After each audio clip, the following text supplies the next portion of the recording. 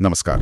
आज हम एक बड़ी दिलचस्प कहानी की गहराइयों में उतर रहे हैं। हमारे पास है अंतिम सवारी, एक भूत या रहस्य। ये कहानी है भुवनेश्वर के कैब ड्राइवर रवि की।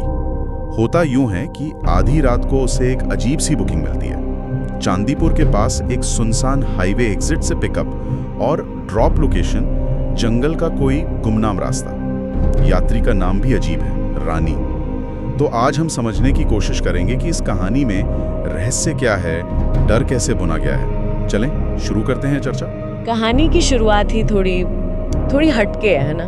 मतलब 2 गुने पैसे का लालच रवि को खींच ले जाता है, वो भी ऐसी रात में, घना कोहरा, सुनसान जगह। और वहां पहुंचकर उसे मिलती है एक औरत, अकेली सफेद साड़ी में, न कोई बैग न जूते, चुपचाप पीछे बैठ जाती है। रवि पूछता है, भाई कहाँ चलना है?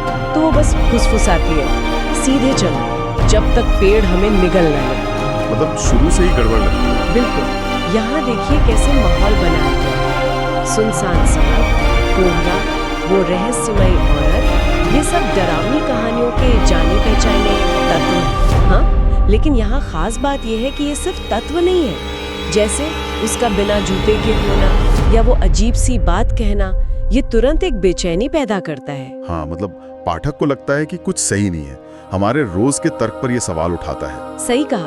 और जैसे जैसे सफर आगे बढ़ता है, ये बेचैनी बढ़ती ही जाती है।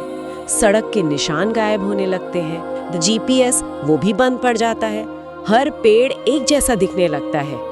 और फिर वो औरत एक लोरी गुनगुनाने लगती है। ये लोरी वाला हिस्सा, ये क्यों इतना डरावना लगता है? देखिए, लोरी का जो मूल भाव है वो सुकून और सुरक्षा से जुड़ा है। माँ का प्यार, बचपन। यहाँ उसका इस्तेमाल ठीक उल्टा असर पैदा करने के लिए किया गया है। कार के उस बंद माहौल में वो गूंजती हुई धुन, वो बहुत ही अनसेटलिंग, मतलब डरावनी लगती है। हाँ। ये मासूमियत का एक बहुत ही भयावह रूप है।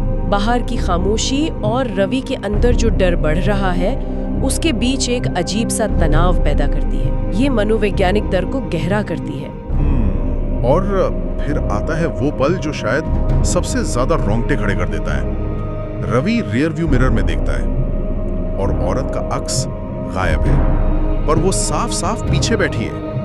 ये तो मतलब सीधा सीधा कुछ अलौकिक होने का इशारा है। हाँ बिल्कुल, ये शीशे वाला मोड़ कहानी में बहुत अहम है, निर्णायक है एक तरह से।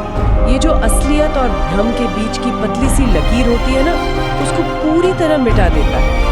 अब तक रवि शायद सोच रहा हो कि थकान है या कोहरा है, लेकिन ये घटना ये सारी संभावनाओं को खत्म कर देती है। अब ये साफ हो जाता है कि स्थिति उसके काबू से बाहर है। वो जिसका सामना कर रहा है वो शायद इंसानी समझ से परे है। डर यहाँ अपने चरम पर पहुँचता है। और इसके बाद तो रवि की हिम्मत जवाब नहीं जाती। वो घबरा कर पूछता है, मैडम आप ठीक हैं? कोई जवाब नहीं आता। फिर वो औरत वो आगे झुकती है और एकदम ठंडी ऐसी आवाज जो इंसानी न लगे, उसमें फुसफुसाती है, तुम सोवे हो, अब तुम यहीं रहो, मैं चलाऊंगी। ये सोवे होने का क्या मतलब हो सकता है? ये नंबर, ये 100वें वाली बात कहानी में एक और परत जोड़ती है, एक डरावनी परत। ये इशारा करती है किसी तरह के श्राप की तरफ, या जैसे शिकार करने का कोई अंतहीन सिलसिला चल रहा हो। 100 का आंकड़ा अक्सर किसी चीज के पूरा होने का संकेत देता है ना, पर यहाँ ऐसा लगता है कि ये रवि के लिए उस डरावने चक्र में फंसने की गिनती है।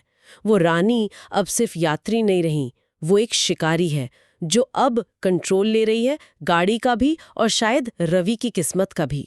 और फिर वही होता है जो वो कहती है, स्टीयरिंग व्हील लॉक हो जाता है, गाड़ी तेजी से मुड़ती है और घने जंगल में घुस जाती है। रवि बेचारा कुछ नहीं कर पाता और कहानी का अंत हमें अंधेरे में छोड़ देता है। बिल्कुल। अगली सुबह गाड़ी मिलती है जंगल में, खाली, चाबियां लगी हुई हैं, रवि गायब है।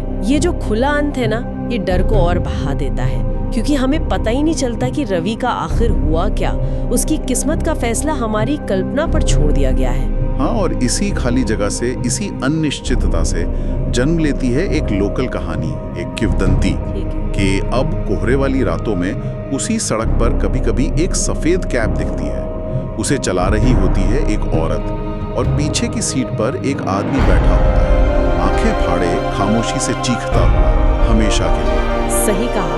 ये रवि की जो पर्सनल ट्रेजेडी थी वो अब एक स्थायी सार्वजनिक डर बन गई है। ये कहानी डर के जाने पहचाने तरीकों का इस्तेमाल करती है, हाँ, लेकिन उन्हें एक ऐसी कहानी में पिरोती है जो शायद नियति के बारे में है, शिकार और शिकारी के बदल जाने के बारे में है। ये हमारे अंदर कहीं गहरे बैठे डर को छूती है, सुनसान सड़कों का डर, अजनबियों का डर। तो ये जो अंतिम सवारी है, ये सिर्फ एक डरावनी कहानी नहीं है, ये हमें सोचने पर मजबूर करती है। क्या ये बस भूत प्रेत की बात है या फिर ये किसी गहरे मानवीय डर का रूपक है, जैसे लालच का नतीजा या किसी अनजान पर भरोसा करने का खतरा? हाँ, और ये सवाल कहानी खत्म होने के बाद भी पाठक के मन में गूंजता रहता है। क्या रवि वाकई उस जंगल में खो गया या वो अब भी उस कोहरे वाली सड़क पर उस कैब में फंसा हुआ है हमेशा के लिए?